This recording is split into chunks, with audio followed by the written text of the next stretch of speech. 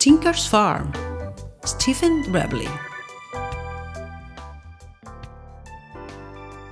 New York, June 1800. It is 7 o'clock on a warm summer morning. A ship is arriving in New York. Its name is the Red Rose. Two of the people in it are Sam Tinker and his daughter Jenny. Sam and Jenny are English, but now they are starting a new life in America. "Look, Dad," says Jenny. "We're here. We're really here." The Tinkers say goodbye to all their friends. Then they leave the Red Rose. There are lots of people, horses, and carts beside the ship. Sam looks at them. "Yes, we're here," he thinks. "But now what? We haven't got any money." He stops a young man with a green coat. "Excuse me," he says. "I'm looking for a job." The man turns to his right. "Talk to Jack Crane," he answers.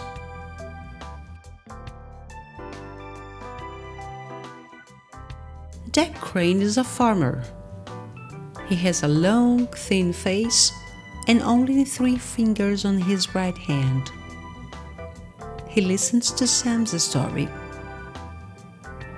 Then he takes off his hat. "Okay," he says.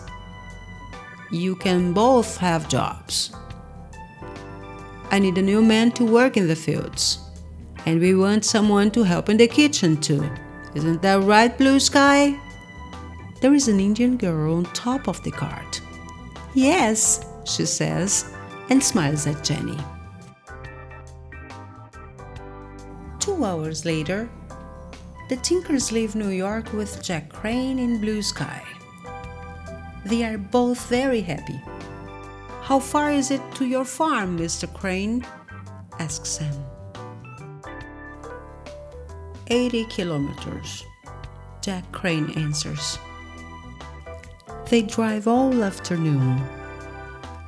Jenny is sitting next to Sam. She's tired, but she does not want to sleep. "This is America," she thinks. "And now I'm American." After 6 hours, Jack Crane stops the cart. "Well, that it is," he says. Jenny stands up. It is evening now, and the sun is going down. In front of them, there are lots of beautiful yellow fields and a big farmhouse. Jenny looks to her left. "Where's that smoke coming from?" she asks. "That's the Indian village," answers Blue Sky. "My family lives there." The next day, the Tinkers start work. Jenny helps Blue Sky in the farmhouse. First, the 2 girls cook everyone's breakfast. Then, they make all the beds. After that, they clean the kitchen floor. At the same time, Sam is working in the fields. After 4 or 5 hours, he stops for a minute. "What are you stopping for?" asks Jack Crane. "Come on, get back to work." Sam and Jenny have only one free day every week. Sunday. It's Blue Sky's free day too. That is when she visits her family. One Sunday, Jenny goes with her. She makes a lot of new friends. She meets the village chief too, Silver Cloud. He has a beautiful wife and a young son. After that first visit, Jenny often goes to the village. She starts to learn some Indian words too. Jenny is always happy with her new Indian friends, but she's not happy on the farm. Sam is unhappy too. "I don't want to work here on Jack Crane's farm anymore," he says one evening. "I want to work on my farm, Tinker's farm." "I know, Dad," Jenny answers. Then she thinks, "But how? We can't buy any land. Jack Crane pays us only $2 a week." 4 days later, Jenny and Blue Sky are making the beds. Suddenly they hear something. 2 men are shouting. Jenny looks out of the window. She can see Jack Crane and her father in front of the farmhouse.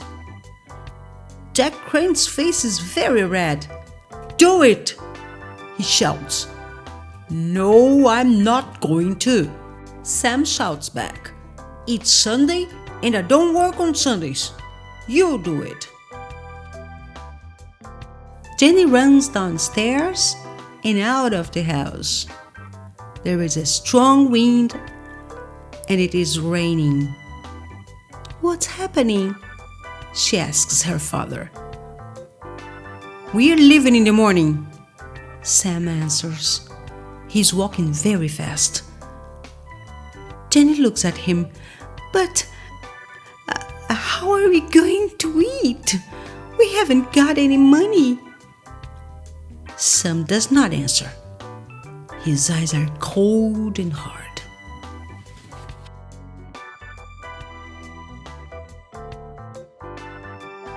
That evening, Jenny and Blue Sky go to the Indian village. "This is going to be my last visit," Jenny thinks. Blue Sky is sad too. She does not want to lose her friend. The 2 girls say nothing for 20 minutes. Then Blue Sky stops her horse. She can see something in the river to their right. It is a small boy. "Help!" he is shouting. "I can't swim! Help me, please!"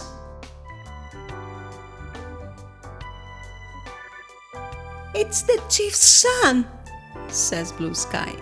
"What are we going to—" But before she can say another word, Jenny gets off her horse. "I'm coming!" she shouts. Then she jumps into the cold river. "Help!" shouts the boy. Jenny swims to him. His head is going into the water. She puts one arm around him. "It's okay," she says. "You're safe now." Half an hour later, Jenny and Blue Sky arrive at the Indian village. The chief comes to meet them. "But I don't understand," he says to Blue Sky. "Why is my son with you? And why are he and the English girl wet?" Blue Sky tells him the story. After that, the chief is very happy. He smiles at Jenny. "How can I thank you?" he says. "Please, let me give you something. Anything."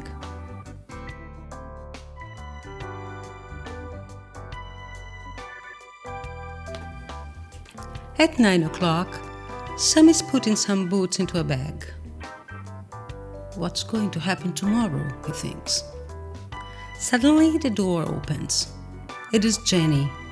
"Come with me, Dad," she says. "I want to show you something." Sam looks at his daughter. Her eyes are bright and she's smiling. "What are you talking about?" he asks. "There isn't time for any questions," says Jenny. "Come on."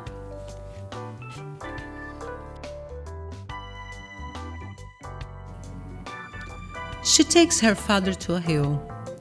At the top, she says, "Look, can you see that land over there?" "Yes," Sam answers. Then Jen tells him about Silver's cloud sun.